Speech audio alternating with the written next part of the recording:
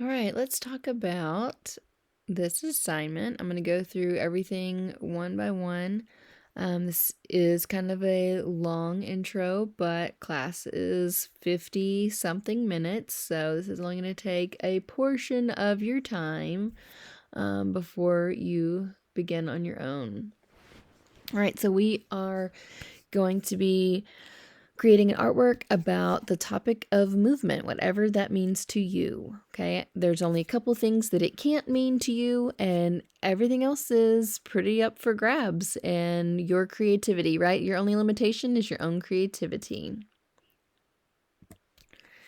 Due dates for this assignment, this current assignment, the PowerPoint, the planning PowerPoint, is going to be due on October 21st. I believe that is a Wednesday.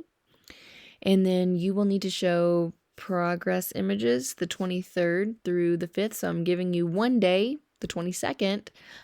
You should be beginning, but maybe you need to plan it out, do like a rough draft, and then transfer it to final paper or something. So you kind of get one day, the 22nd. I'm not requiring you to upload anything, but the 23rd through the 5th, I am. And it's really important that you are uploading your progress daily, because what if you forget to sign in? That is your proof of attendance. And it also lets me know that you are working and that you're not getting behind. It lets me know if you are getting behind so that I can try to reach out to you sooner, find out what's going on. And then you should expect to be 50% complete on the 29th. There will be a grade check for that, and separate from the progress images.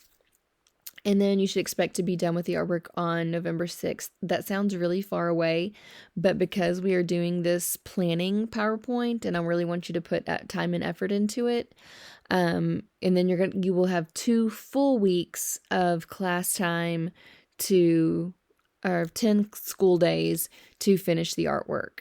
And if you're working your 50 minutes, that's almost 10 hours that you're working on this artwork. And then, I forgot what I was going to say.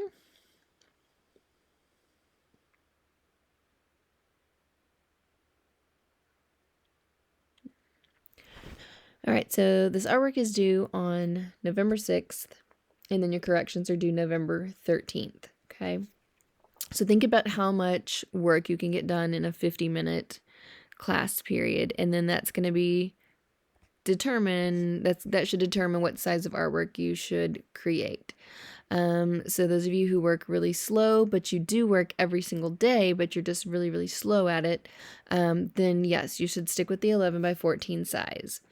Maybe you finished a day early, then maybe you want to bump up to the 12 by 16 size. But if you were not working every single day like you should have been, like as if you were sitting in my class room in person, if you only kind of worked every now and then tried to tell me, oh yes, I put in 40, 50 minutes of work every day. So if you are not putting in 40, if you're only putting in like 15, 20, then you need to double your size, because you're not working the full time that you should be if you were in class. Okay, so if your design is more of a long and slender, kind of like panoramic shape, then you're going to want to use a 12 by 18 paper. And if you finished multiple days early before the deadline, then you need to bump up your size. You need to push yourself to do the 16 by 20. For those of you working digitally, you do need to make sure, if you're really, really fast digital worker, then you need to make sure you're making some really complex designs. And some of you are, and I'm really impressed.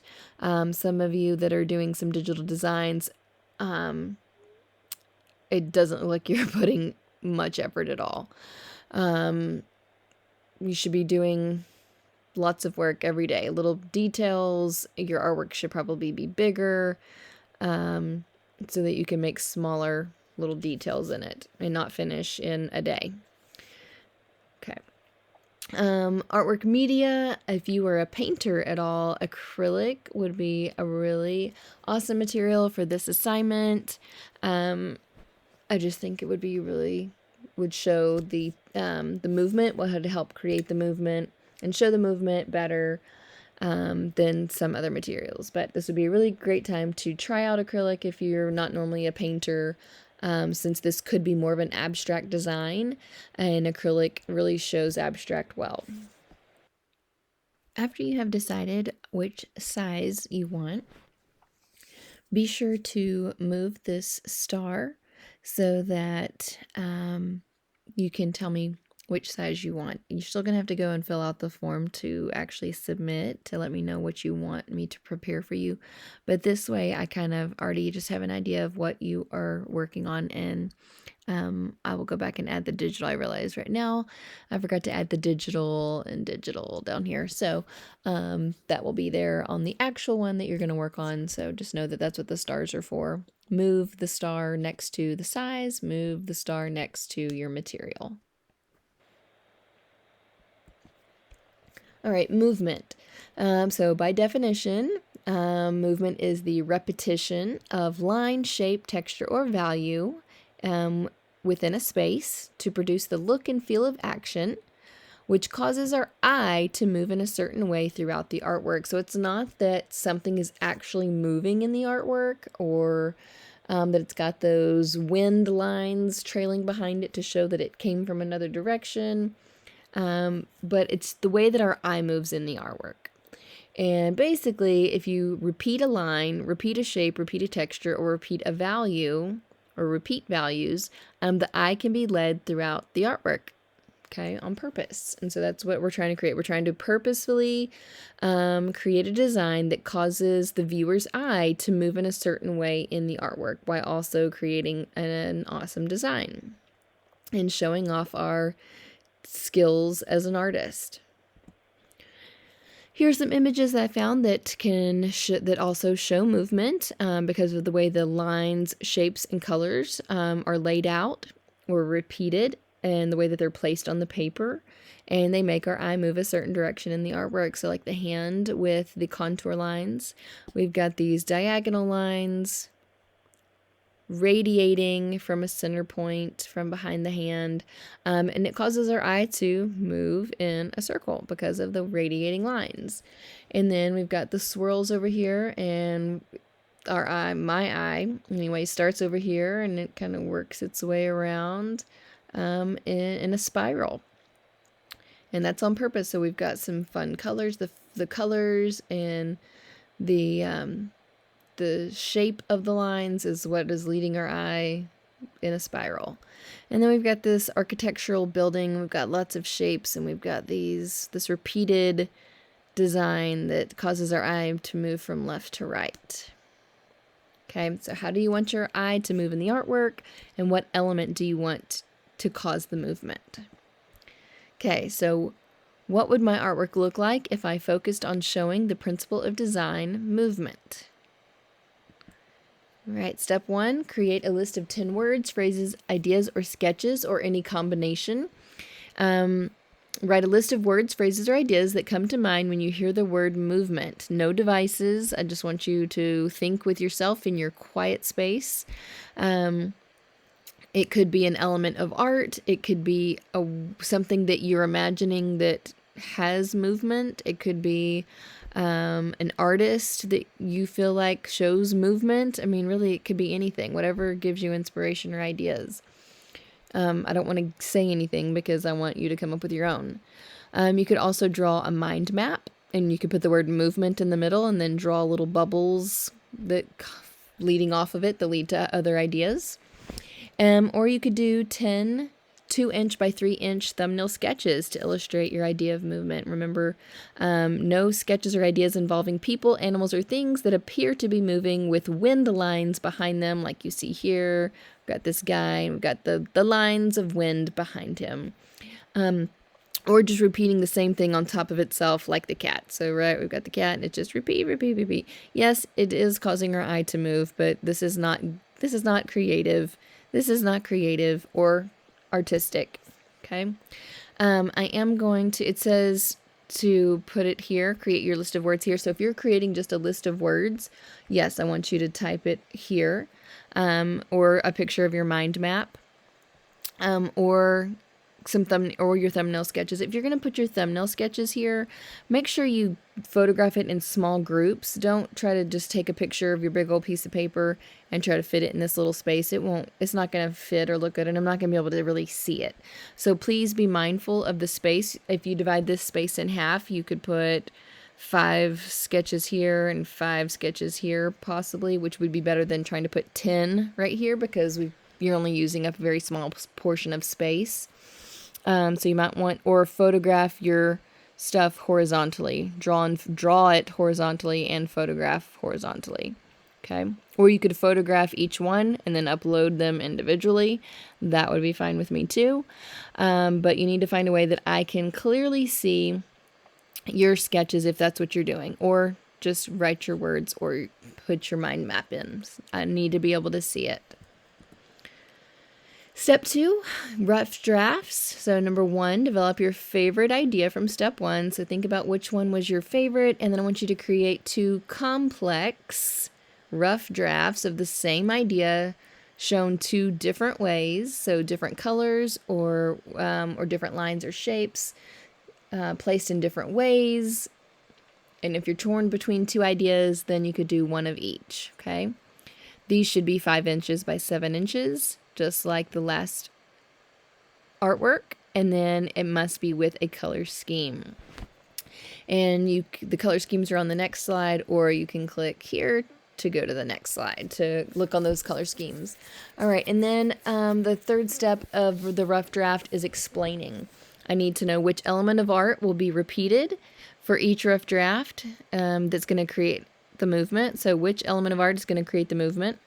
And then which direction do you intend the viewer's eye to move, and how will your drawing make that happen?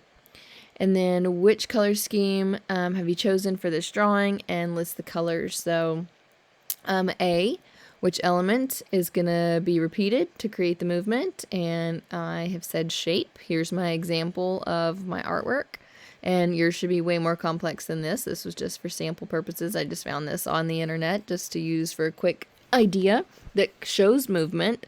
And even though the people, I guess, could technically be running, but to me, it's more of the way our eye is moving in the artwork. And I'm going to explain that here in a second. All right, so which direction, so letter B, which direction do you intend the viewer's eye to move, and how will your drawing make that happen?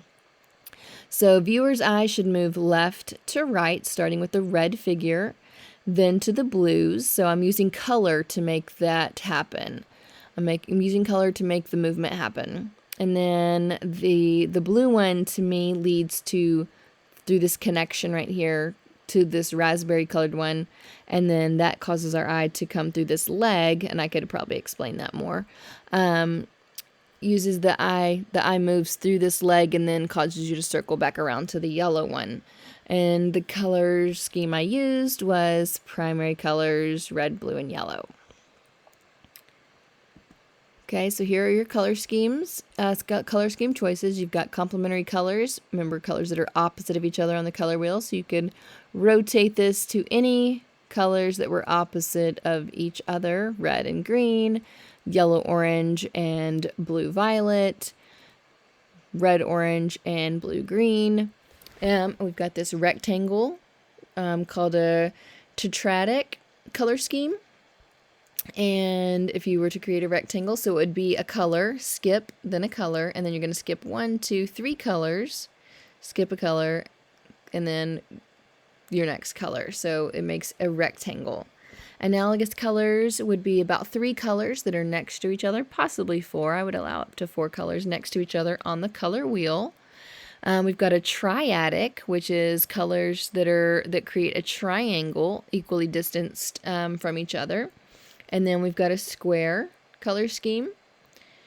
And then where you've got 2 colors being skipped all the way around. And then we have a split complement. This is when you choose a color and then you're going to find the opposite. So in this case, we've got yellow and violet. We're going to actually skip violet, and then instead we're going to pick the colors on either side of violet. So that would be yellow with red violet and blue violet, but not actually violet. Okay. Any of those color schemes.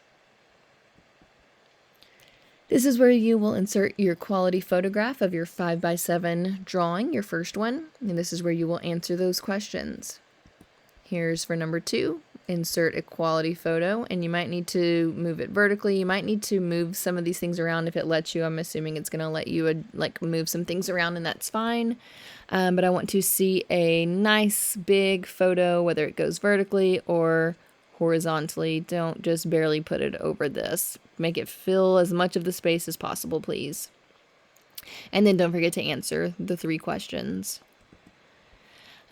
Once you have come up with your idea, then you need to experiment with media. What is your material of choice? If you need to check out materials, please send a message with everything you need and when you're available to pick it up. I also have a form that I would like you to fill out.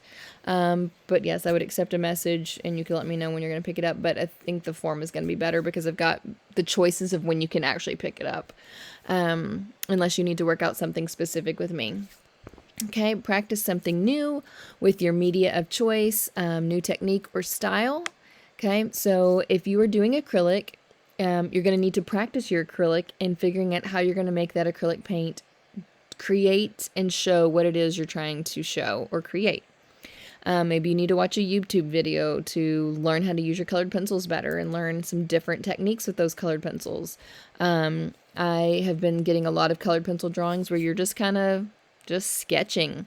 You're not doing any techniques, you're not layering, you're not burnishing, you're not doing anything with it, but just kind of sketching lightly with them. Okay? And so you need to use your materials effectively. Okay? All right. Do you need to watch a YouTube video to better understand your material? Is there any material that could be added or layered within your artwork to make it better? Do you need to add some magazine collage to it? Do you need to splatter paint on it? What is it that you need to do that's going to make it more effective, more creative, anything, okay? And then I want you to photograph your experimentation with your material and then upload that photo here, please. Last thing before you move on to final paper, I want you to reflect back on to this planning and think about what changes do you need to make before starting on final paper. Do you need to use a bigger or smaller paper than before? Do you need to come up with a totally different idea because you don't like anything that you made now that it's all colored and uploaded? Do you need to change it to a different color scheme? What is it that you need to do before starting on final paper? And please don't just say, oh, nothing, it's perfect, I'm wonderful. Okay, come up with something, right? We can all use we can all be better somehow. We can all make something better, right? Nobody's amazing and perfect. So just try to be very thoughtful and reflective here, please. And then be sure to send me any questions as you have them and come up with them. And please make sure you are working daily so that we are not failing and getting behind.